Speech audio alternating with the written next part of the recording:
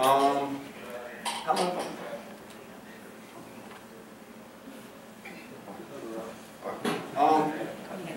Okay, so let me just get, so I think I made the point enough about symbolic symbolic solidarity. I just want to say, I want to talk about a couple of local actions and give you a picture of how this actually played out. So I'm from Washington Heights, that's uptown Manhattan, basically in New York City, right? And one summer, the air conditioning just stopped working in the McDonald's there. The management said, keep on working. The workers said, okay, you know, a lot of them are undocumented in this specific location, and you know they hadn't participated in the union before, so on, so they were just scared, kept on working. Well, guess what? One of them passed out, fainted. They was more scared of dying than the boss at that point. They walked out. When they walked out, they knew to call one of the organizers for Fast Food Forward. I think before they had kind of been not really getting back to them, but at least one of them had the number, right? They called, the union came down. They brought the press with them. A bunch of people from the community saw what's happening, came by to their aid, their support. They ended up getting air conditioning and went back to work, right? All of them were ecstatic. When the next strike came, basically the whole store went out. Well, guess what? Up the block from there, this is the McDonald's on Broadway, 181st Street. Up the block, going towards Fort Washington, if I'm familiar. There's a Domino's Pizza. At the Domino's Pizza, the workers there saw what had happened, you know? They saw what happened and they were emboldened. So when that same next strike came along that all the McDonald's workers went out on, a bunch of the people from the Domino's went out also. These are delivery men. 24 Domino's delivery men went out on that next strike. When they came back to work the next day, they faced retaliation. What was the retaliation?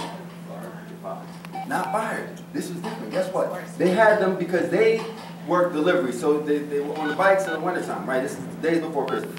So they get paid at that point $5.65 an hour. You know, because delivery you can get tips, right? Okay. So they were made to work inside, scrubbing the floor, stuff like that.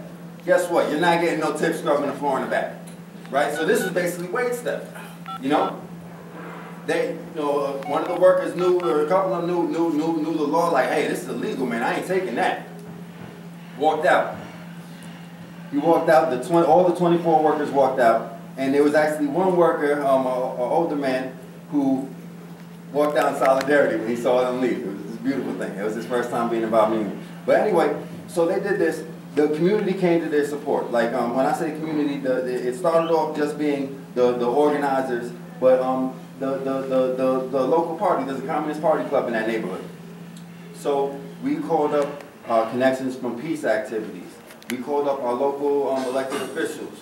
Every there's a Dominican, there's a women's organization against domestic violence, immigrant organization.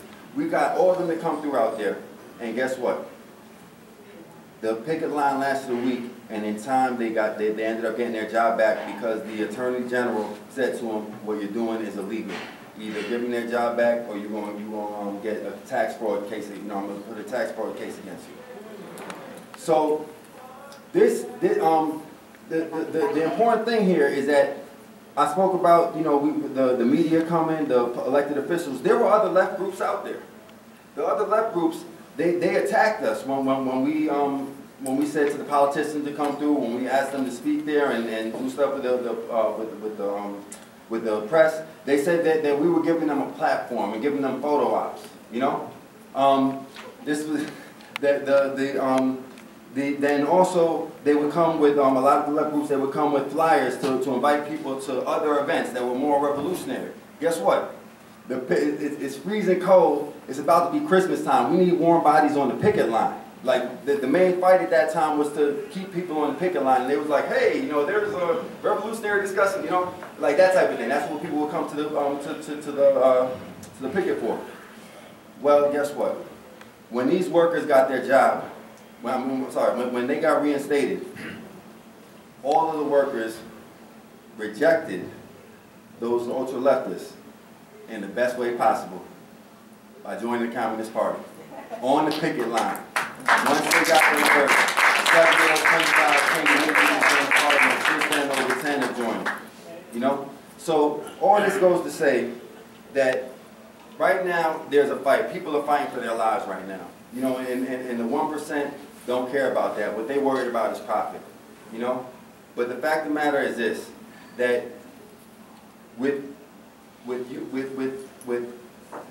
the community, with our communities supporting this fight for working people, for unemployed people, for African American people, for Latino people, for people to be able to live, because that's under attack right now. We're supporting that fight. We have a world to gain out there.